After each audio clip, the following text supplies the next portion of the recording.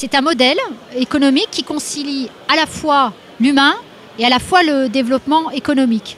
Donc, c'est possible de trouver un consensus qui regroupe effectivement des valeurs humaines, des projets et qui arrive à générer du chiffre d'affaires.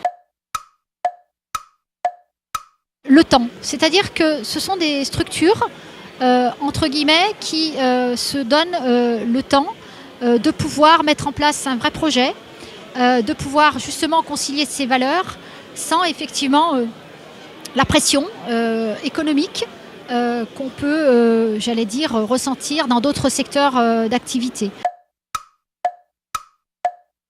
Il y a un projet qui va au-delà de finalement le gain et le profit.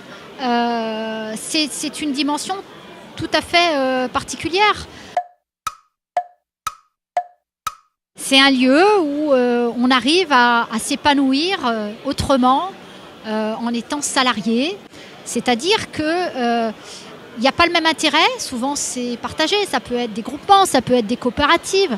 Mais ce n'est pas du tout le même intérêt.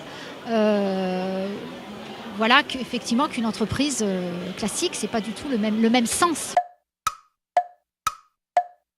Je vais peut-être parler des jardins de Cocagne, où on oriente des bénéficiaires du pli qui sont souvent en rupture et qui reprennent un peu, à qui on met le pied à l'étrier via une activité qui a du sens, parce que je trouve que c'est un beau métier, faire pousser des légumes. Encore une fois, il y a cette notion de temps, et le temps, on en a besoin parce que dans le cadre du parcours, il y a des freins à lever, et les personnes qui nous accompagnent dans le cadre de l'économie sociale et solidaire, et par exemple les jardins de Cocagne, ont bien intégré cette notion-là de parcours. Je ne sais pas si c'est une solution du futur. En tous les cas, la part de marché de l'ESS, elle progresse chaque année. Il y a effectivement de nouveaux modèles, de nouveaux projets à inventer sous cette forme-là. Mais oui, c'est à mon avis un secteur qu'il faut développer pour toutes les raisons que je viens de vous énoncer.